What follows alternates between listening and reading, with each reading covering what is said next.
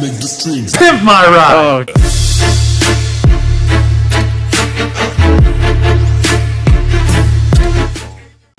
Hey Dave, what are you doing today? All purple everything. Knockoff? Yeah. Knockoff what? Look. What are we gonna knock off today? All purple. All purple everything. Yeah. So stuff looks really good. Engine bay looks really good. I gotta run to my house real quick because I got a big surprise for you guys. Well, it's not a surprise for you guys. You guys probably won't be that pumped. I'm pretty stoked about it. It's not taking priority right now, but you'll see it in a little bit. So David, this is a S14 front subframe that I got a while back. So basically, reason for this is using the stock lower control arms and the stock knuckles on account of that, and the cross member too, just because, you know, it'll be easier to clean because we're already disassembling all that stuff. On account of the drift knuckles. This one has drift knuckles and I think 1.5 inch or 2 inch extended lower control arms. And that's, I mean, I'm sure some people would be super stoked to have an angle kit on this thing, but that's not the idea behind the whole build. The idea behind the build is basically just to have a super clean street car that you can drive on the street that handles like a 240 should. I think you guys are gonna be pumped about it. Look at this. Damn. We just need to polish these valve covers. Yeah, if the valve covers were like polished and pretty or something, yeah. Pimp my ride! Oh, jeez. Say that again. Pimp my ride! Oh, jeez. We knew you like Jay-Z's. I said the same so thing. we put purple on your Jay-Z. I said the same thing when I picked my car up from Payne. I told him thanks exhibit for pimping my ride. Hey, you know something? Yeah. I could order those titanium bolts from Europe. All right, do it. Oh, damn. Do it. All right, I gotta run to my house. We're running out of daylight. This engine bay looks pretty though.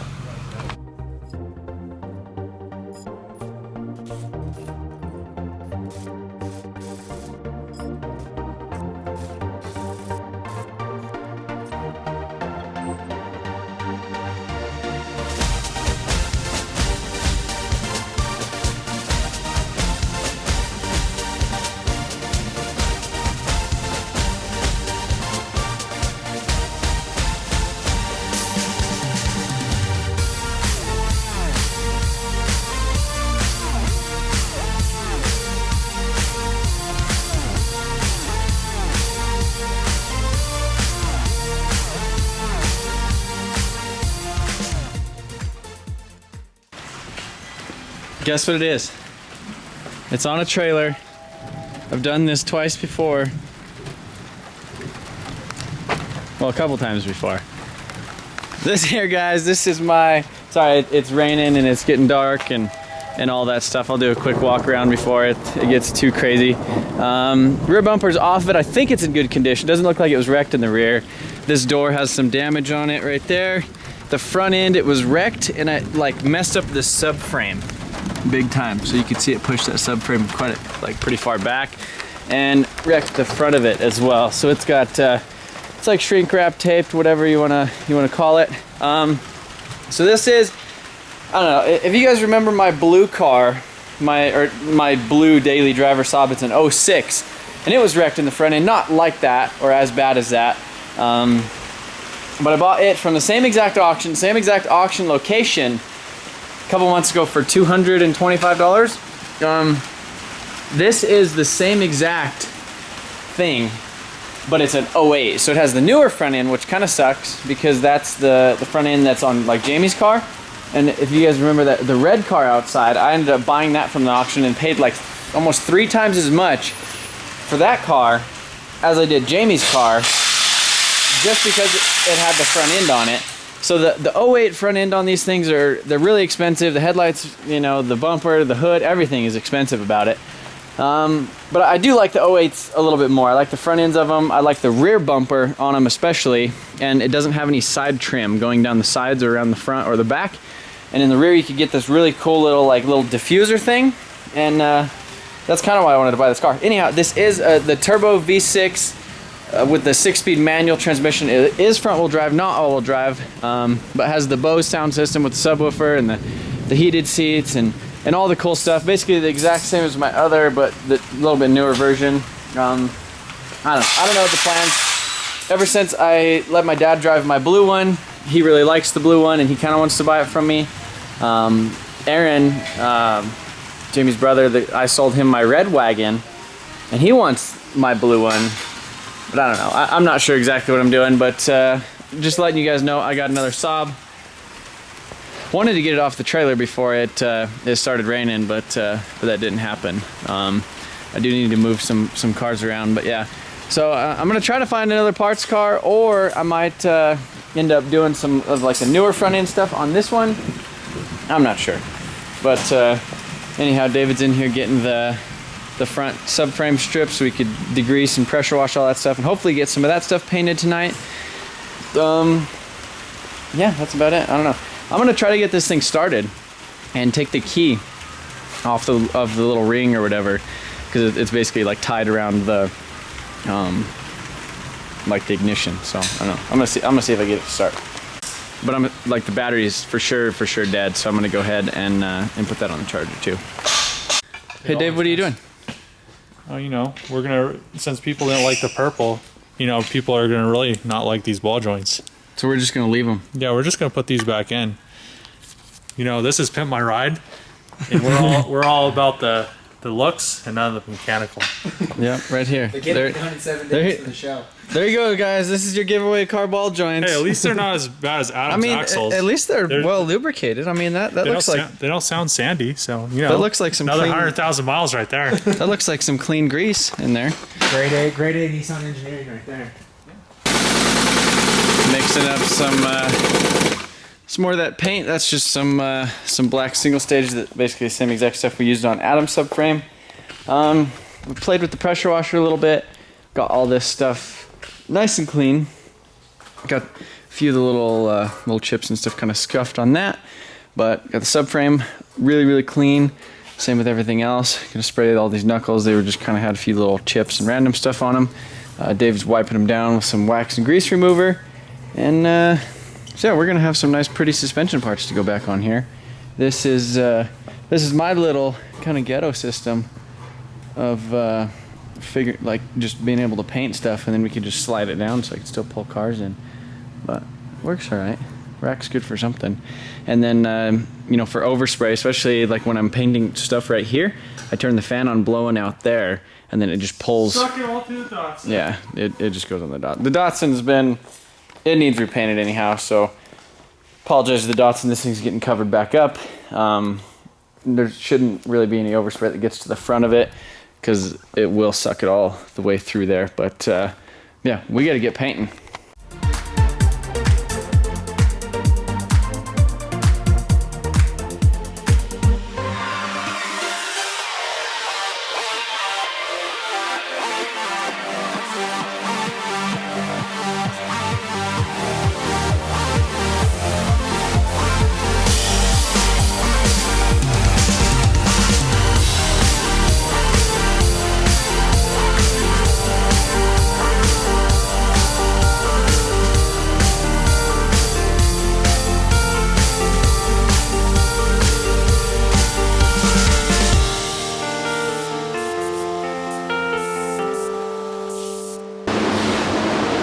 Things are turning out pretty good.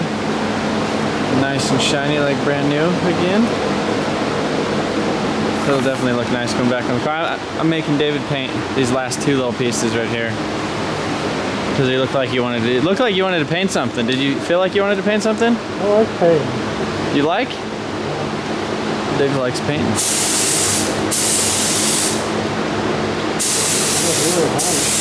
You could go wide open with it, because I have it set to how much paint goes in and out.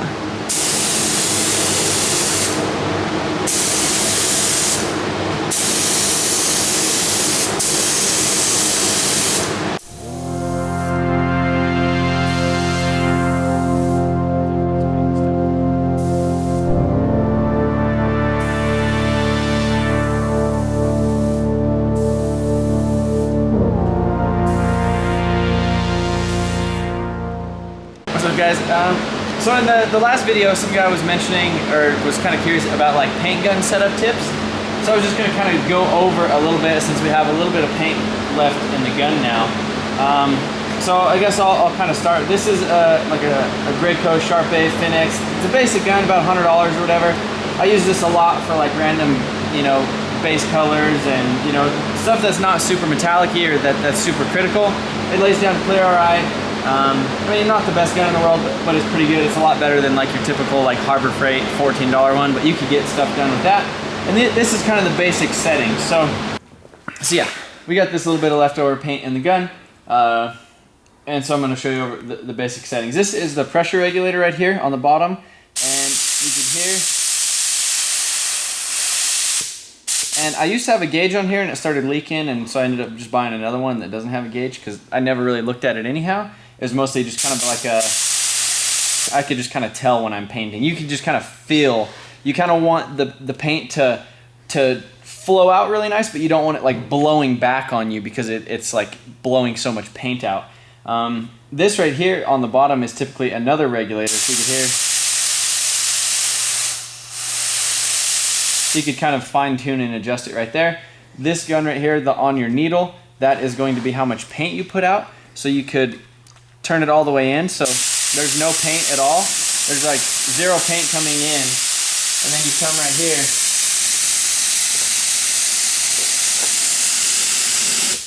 And so that's your paint flow right here. And then this top thing, that's your fan.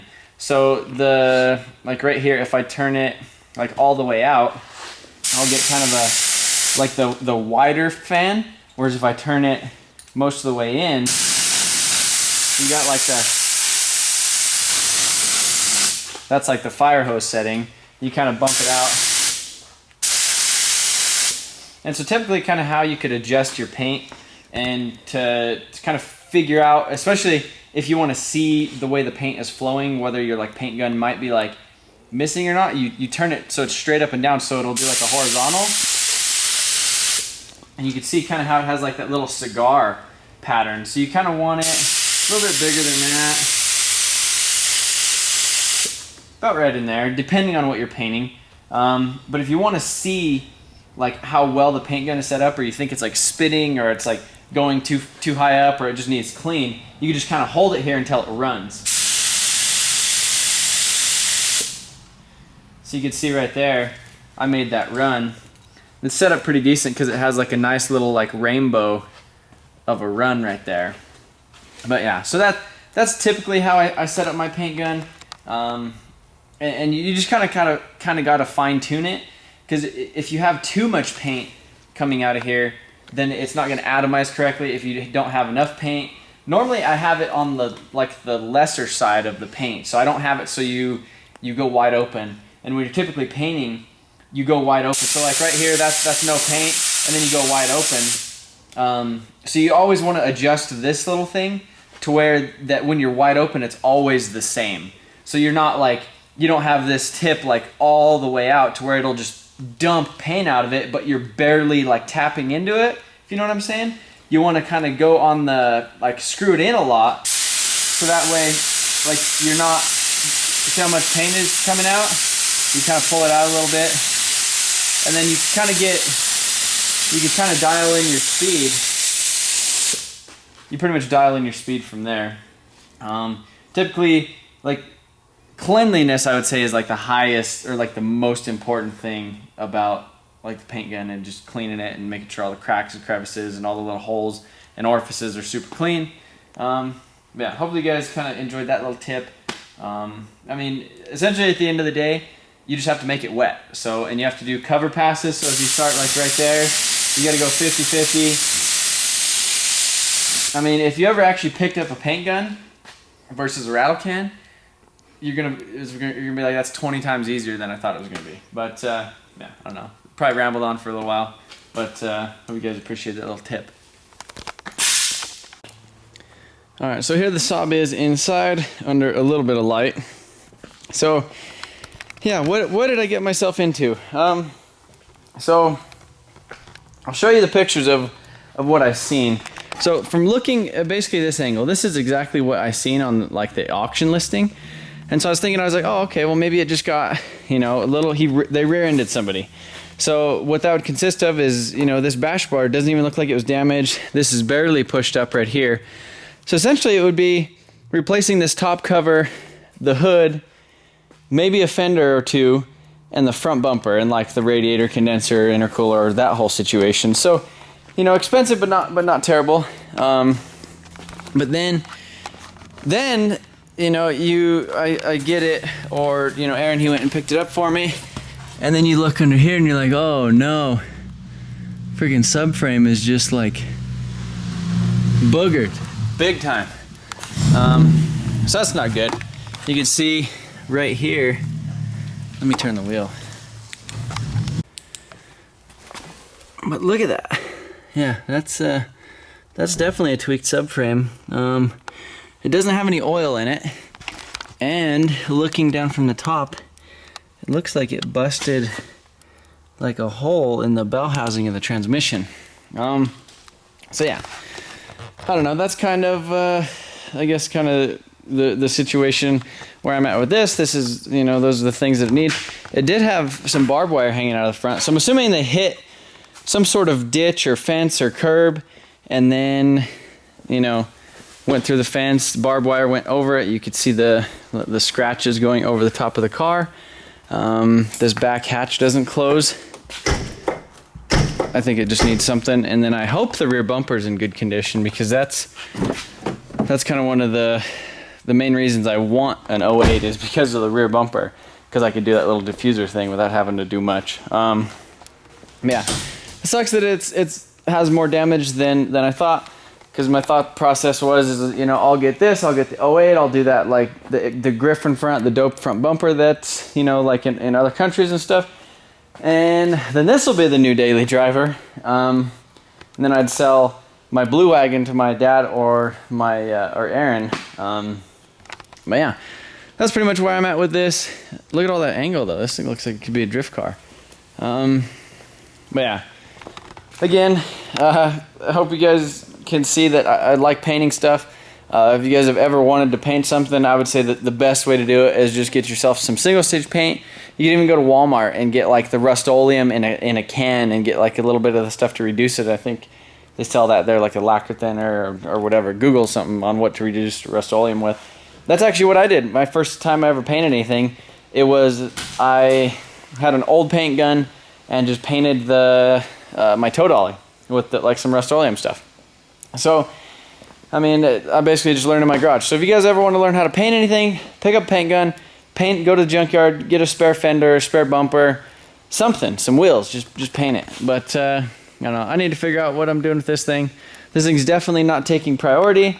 You know, this thing is taking priority, and then this, and then we'll see what happens with this. But I figured, you know, for the price that I got it, it's not too bad for a parts car either. You know, let's say I blow mine up, or I want to use the seats, or maybe just rob the bumper for mine, or I don't know, something like that. But again, appreciate you guys watching. mushontv.com. Learn how to get entered to win for that thing. This isn't going to be like one of those videos, but yeah, these parts look really nice and shiny. But I'm going to keep trying to do the daily uploads. I don't know. Hopefully you know, hopefully we get some parts coming in for the giveaway car, so that will start coming together shortly. Hey, look at that. Other than that, I'll catch you guys later. What? The floor mats. Oh yeah, it does have nice floor mats. Yeah. Catch you guys tomorrow. But let me see you work this beautiful mind. If it's right, the stars align. Nothing can keep you from feeling my